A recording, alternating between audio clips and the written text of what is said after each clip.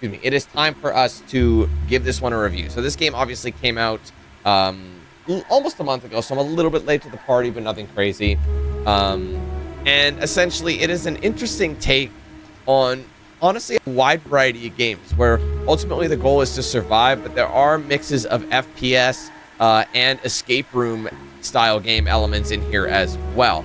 So something indie based that follows like Aztec, Mayan kind of folklore and their spiritual deities, and basically an evil spirit from this side of it. So it's a unique it's a unique point from here, and it kind of just takes it upon itself to, I guess, try and stand out from the pack by using this kind of lore, as opposed to the stereotypical monsters or murderers or whatever that you want to say. It's a little bit different. I don't think I've ever really played any game that kind of follows this. So let's talk about it a little bit more. Let's go into what I actually liked about the game. First, I want to say, like I said, just to add to that, having that unique kind of perspective, from the whole Aztec influence, really, really different. I think it's cool to have the this kind of lore and how they turn it into something scary. Because, like I said, I've never experienced something like this before. I thought the whole constant fear of being like, he could attack you or someone else can attack you, from pretty much at any point, whether you're doing a puzzle, you're trying to find stuff. Either way you look at it, you're basically free game or fair game the more you do it. And from what I understand, the higher difficulty levels that you play on, you'll actually get attacked more and more and more. So, yeah, that's something to keep in mind. It's one of those things where it's like you're never actually safe unless you're in a cutscene. I think the cutscenes or in the pause menus are the only times you're actually scared. So, I think that's pretty cool. So, either way, with that in mind, the concept of going from point to point to point, different stages, it is a pretty small game regardless. But again, it's to be expected with like indie titles these days. The game isn't that expensive. I did double check it. It was a $20 US game, and you're going to get yourself roughly, I don't know, it took me a little bit longer than most, I'd say, just about 3 hours to beat it. And obviously that was with stream intro and outros and all that kind of stuff. So you're probably looking at closer to 2 hours to 2.5 hours, I'd say, on the high end. Is there replay value? Yes, there is replay value in the sense that there are harder difficulties. There are collectibles in case you miss them. Not much, but obviously picking up the totems if you didn't miss them. I ended up getting them all in my run, so they're not really that hidden. So, and they're pretty big. They're pretty easy to spot. But there was those things, those notes we picked up that had like the symbols and numbers on them, that we weren't really sure what that was. I'm sure I didn't get all of those, but I'm sure that is a different collectible. That's something else to keep in mind. I'm just gonna turn this down just a little bit here.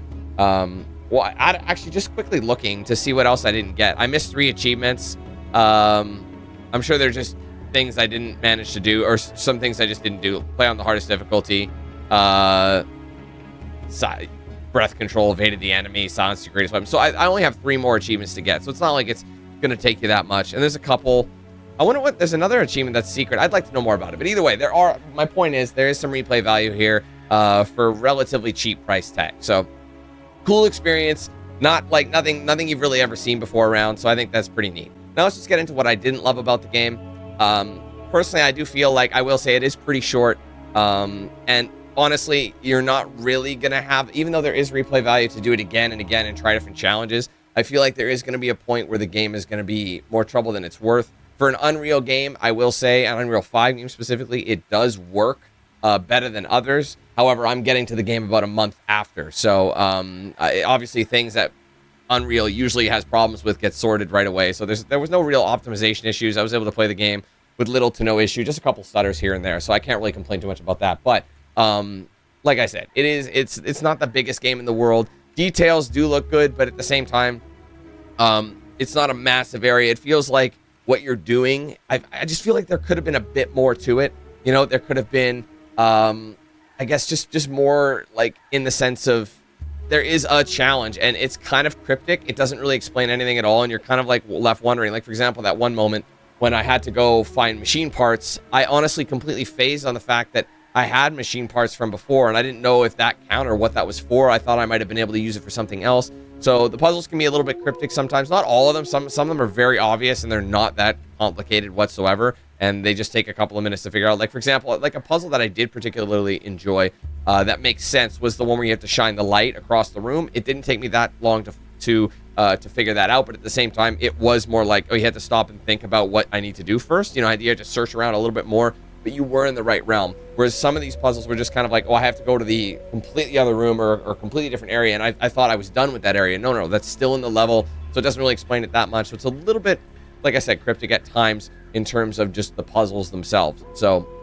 and again, I feel like I've seen some of these things before. There's nothing too crazy. A lot of I think a lot of space was just kind of there. For example, obviously I played on lower, like on the normal difficulty, but for example, that one moment where we had to find the keys and you know, there was that bathroom with that tunnel. I never utilized that area at all. You know what I mean? Xipe never came at me once during that time. So it felt like that whole area was like, I did the puzzle relatively fast, got the 2 keys and moved on to the next area. And then he started attacking me. Again, I'm sure if I played on like the hard or the impossible or whatever that last one is called, that last difficulty was called, I'm sure that would be a completely different situation. And he would have come at me way more frequently. But I just feel like there's a lot of assets just thrown into the game. You know what I mean? Like you'll see like a lot of places to hide and you're only going to use a handful of them. So I don't think it was needed. I think it would have been better if like there were less places to hide. Unless, again, that's something to do with however many people are, or sorry, what difficulty you're on. Maybe they remove some of the assets and you can only hide in a few areas. So maybe that's, I don't know, that could be a thing. But either way, I just feel like there's a lot of stuff just kind of thrown in. Despite the game looking pretty good, I think there could have been a little bit more detail here and there with like, I'm not talking about graphically. I'm just talking about like things that are actually usable space. Because there's a lot of stuff that's in there that's just to look at. Which is fine, but I just feel like in this circumstance, it almost feels like an illusion to being able to utilize it. Does that make sense? Like it looks like something you can use, or they look like there could be a note here or a collectible, and there's nothing there. It's just an area that exists, if that makes sense.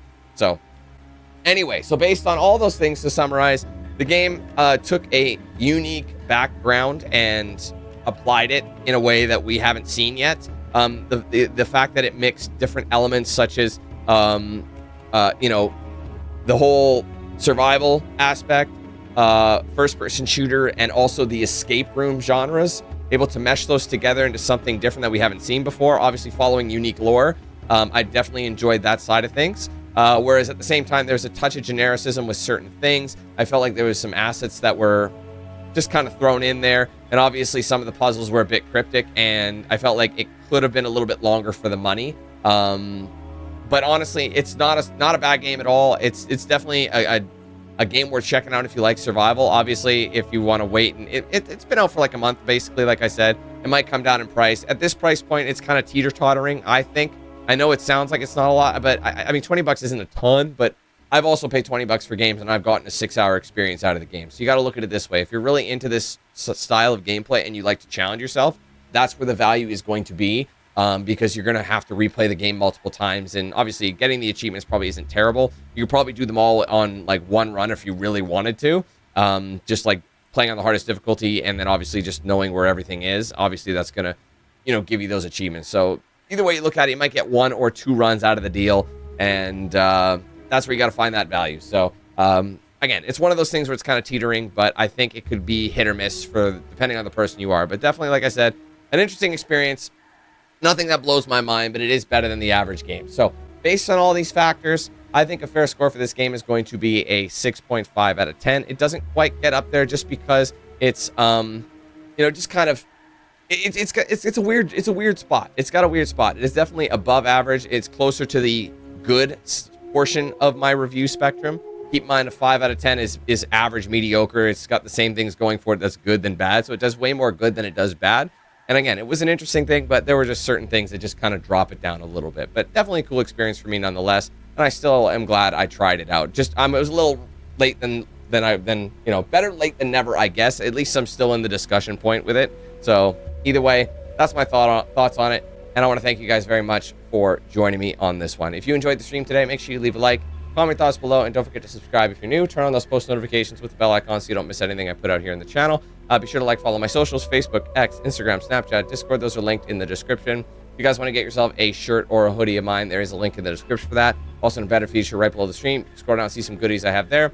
You can use the Jesus, I'm all tongue-tied. Go to the website for the full range of products. Big shout out to the sponsors, the X-Racer, Bones Coffee, the Ridge Wallet, Mad Rabbit Tattoo. I use their products daily. Check them out for yourselves. There's the links in the description. Use my promo code DANQ8000 to save a checkout with those guys. If you guys want to send something to my P.O. box, there's an address listed in the description. Anything that gets sent to that P.O. box will be opened in a social post or in a live stream, depending what makes more sense for whatever's sent my way. So check that out if you're interested. Finally, be sure to check out and sign up for the Team 8000 membership program if you haven't yet. It does support the page immensely. There's 4 tiers, 4 price points. Entry level is 99 cents. It's a cheap and easy way to get into the program. For signing up across various tiers, though, you'll get perks like custom badges by your name, custom emojis used in chat, exclusive video and stream access, priority and open lobbies, giveaways, discounts, and plenty more. We are working our way back up towards the 400s, actually.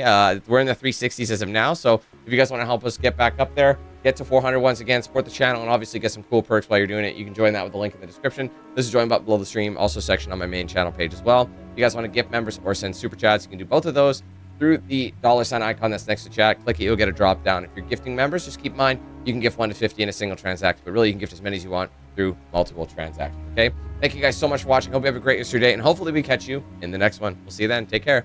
Peace. Who the man with the plan? If you feel trouble wildin' wild on these violent and hit you 8,000. Wait a minute, hold that style is dialed in. Goddamn Billy Jack, we still riding tires flat. I hear them sirens, see shots flying, so we driving fire back. If they ain't vibing, lie with that. Got me dressed up in all black. What up? Hood up, and I see them haters try to run with us. They gon' need inhalers. Gotta breathe them hard just like Darth Vader. Players, grab your respirators. Night invaders get lightsabered. Mask on for the shooters, move like trash to bed intruder. Got that Glock and got them woofers. Just press play, I'll keep it moving. Who is not still, you damn fools? Keep it fresh like canned food. There ain't nothing we can't do, so tune into that damn Q. Yeah. It was never, ever a game.